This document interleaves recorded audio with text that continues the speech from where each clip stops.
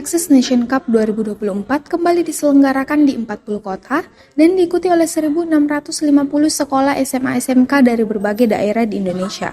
Turnamen futsal yang memasuki tahun kedua penyelenggaraan ini bertemakan bareng-bareng jadi juara, merupakan ajang dukungan PT XL Axiata Tbk melalui brand Axis kepada anak muda untuk menunjukkan bakat dan semangat kompetisi.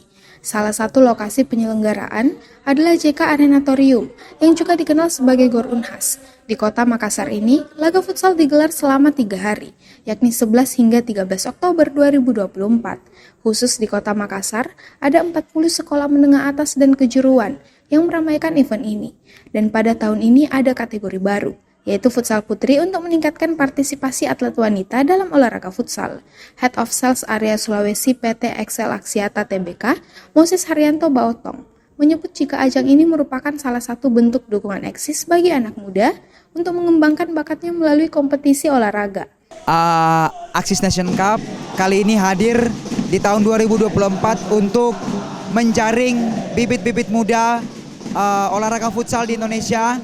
Dan kali ini kita didukung oleh Kementerian Pemuda dan Olahraga dan juga Federasi Futsal Indonesia untuk bisa memberikan kontribusi yang lebih baik buat Indonesia.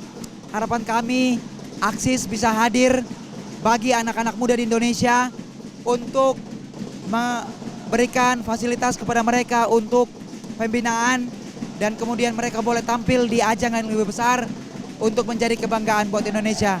Mudah-mudahan event ini bermanfaat bagi anak-anak muda, khususnya anak SMA dan SMK di seluruh Indonesia. Axis Ewako. Kegiatan Axis Nation Cup ini juga didukung penuh oleh Kementerian Pemuda dan Olahraga Republik Indonesia, Kemenpora RI, serta Federasi Futsal Indonesia, di mana total hadiah yang disediakan sebesar 870 juta rupiah dan 5 atlet terbaik akan masuk training camp.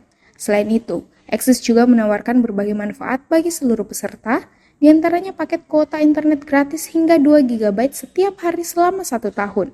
Moses berharap turnamen ini dapat menjadi wadah bagi pelajar untuk mengembangkan bakat mereka di bidang olahraga futsal.